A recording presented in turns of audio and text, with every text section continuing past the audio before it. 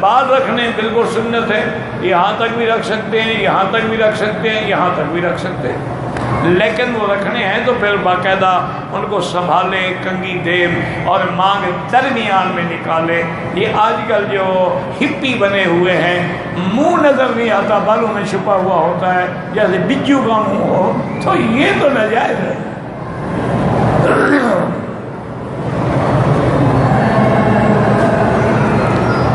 آپ پاکستان جاتے ہیں، میں پاکستان جاتا تو نہیں ہوں، لیکن آخر اصل تو پاکستان ہے۔ آپ پیروں کے خلاف ہیں، بالکل غلط بات ہے۔ میں تو پیروں کے خلاف نہیں ہوں، میں تو مداریوں کے خلاف ہوں، جو پیروں کے رنگ میں مداری ہیں، جو اللہ والے کے لباس میں شیطان چھپے ہوئے ہیں، دجال بنے ہوئے ہیں، لوگوں کو دھوکہ دے کے ان کی عزتیں لوٹ رہے ہیں۔ میں تو ان پیروں کا مخالف ہوں، اللہ والوں کا تو میں مخالف نہیں۔ کہتے جی ہمیں بطور ایک مسلمان خلائی مخلوق پہ، مجھے کیا پتا خلائی مخلوق کیا ہوتی ہے، جب پتہ ہی نہیں تو ایمان کیوں رکھیں؟ ہمیں ایمان اللہ پہ ہو، اللہ کے رسولوں پہ ہو، کتابوں پہ ہو، فرشتوں پہ ہو، اور کون سی خلائی مخلوق ہے جس پہ ہم ایمان رکھیں؟ واللہ اعلم۔ کہتے ہیں کہ جی جو لڑکی بھاگ کے شادی کر لے، تم جو نہ کرو تو وہ کیا کرے؟ والدین اگر کر دیں تو اس کو بھاگنے کا موقع ہی کیوں ملے؟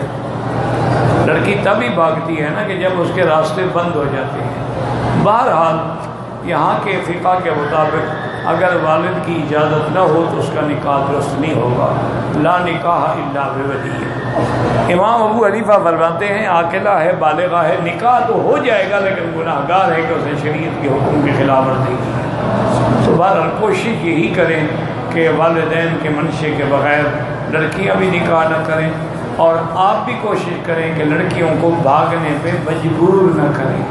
جب لڑکی بالغ ہو جائے تو اس کی سہیلیوں سے، دوستوں سے، بہنوں سے پوچھیں، جس کو چاہتی ہے شادی کر دو، بس تماشے نہ بناؤ، ورنہ پھر یہی ہوتا ہے جو دیکھ رہے ہو۔ اگر پہلی جماعت گزر جائے اور مسجد معین ہے، وہاں امام معین ہے، جماعت معین ہے، تو دوسری جماعت سے امام ابو حنیفہ رحمۃ اللہ علیہ منع فرماتے ہیں۔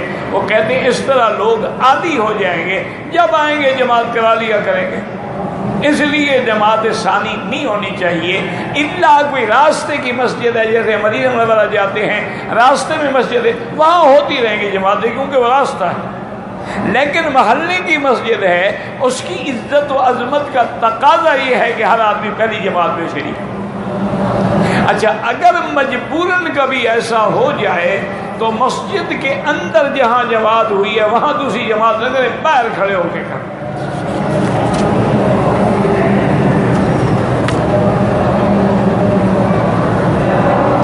ایک مسلمان کو 40 حدیثیں یاد ہونا چاہیے، کوئی ضروری نہیں، لیکن 40 حدیثیں یاد ہوں تو وہ قیامت والے دن علماء کی صف میں اٹھایا جائے گا۔ باقی ضروری نہیں ہے کہ اس کو 40 حدیثیں یاد ہوں۔ اکثر مسلمانوں کو تو وتر میں پڑھنے والی دعا قنوت نہیں آتی ہے، اور تم 40 حدیثیں کہاں سے یاد کرواؤ گے؟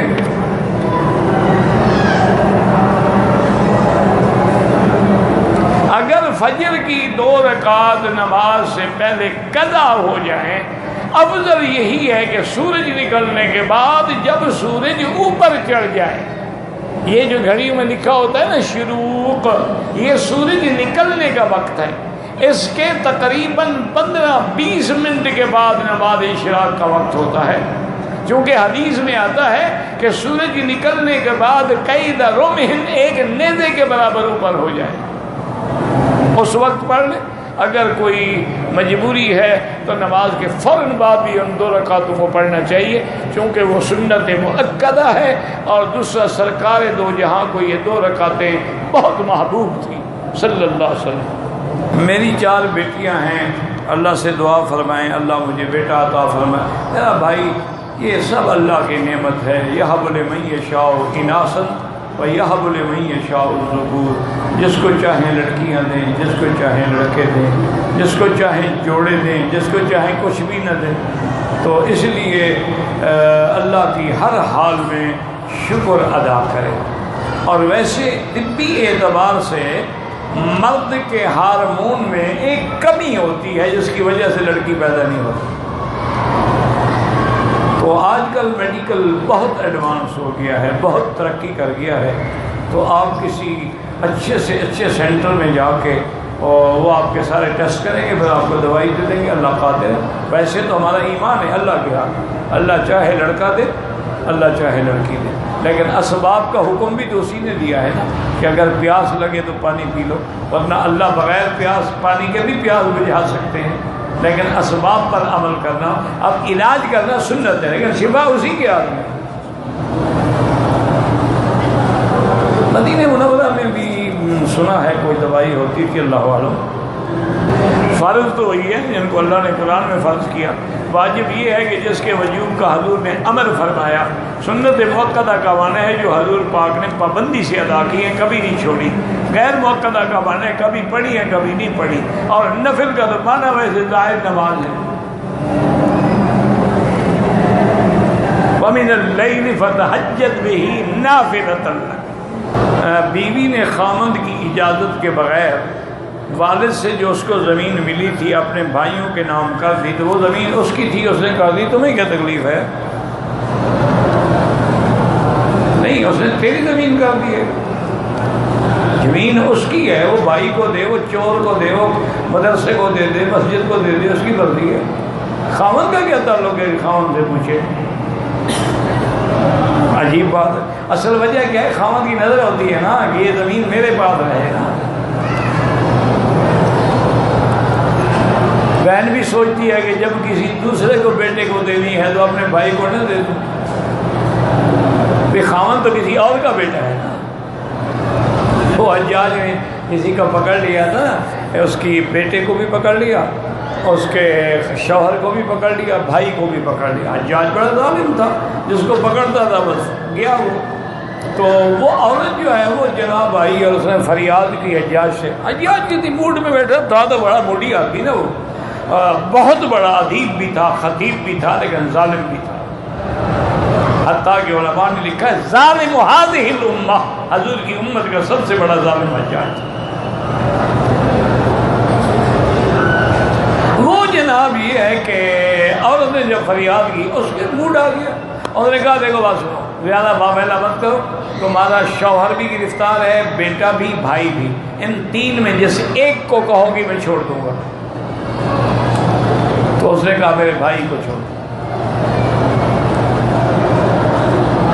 اس نے کہا ٹھیک ہے. لیکن اس نے کہا بات سنو، یہ تم نے بیٹے کی سفارش بھی نہیں کی، خامد کی بھی نہیں کی، بھائی کی کیوں کی؟ اور اس نے کہا حجاج الزوج موجود والولد مولود والاخ مفقود، وہ بھی کوئی بلا ہو. اور نے کہا حجاج کیا کہتے ہو؟ خامد موجود ہے، میں جوان حسین عورت ہوں، 50 خامد مل جائیں گے، بچے میں اور پیدا کر لوں گی، بھائی کہاں سے لے آؤں گی؟ بھائی تو نہیں پیدا ہو سکتا، وہ تو ماں باپ مر گئے. حجاج نے کہا اس کے تینوں چھوڑ دو، یہ اتنی فصیح بڑی عورت ہے، اس کو انعام دیتا ہوں، تینوں کو چھوڑ دو. تو بھائی تو بس بھائی ہوتے ہیں، دے دی بھائیوں کو، تمہیں کیا تکلیف ہے ابھی؟ خام خواہ مروڑ اٹھتی ہے، زمین اس کی ہے، مروڑ اس کو اٹھ رہی ہے. بہرحال گزارش یہ ہے کہ جو داڑھی کٹواتے ہیں ان کے پیچھے نماز نہ پڑھیں. مجبوری ہے تو الگ بات ہے، لیکن کوشش یہی کریں اور دعا کریں کہ اللہ ان کو بھی رکھنے کی توفیق دے.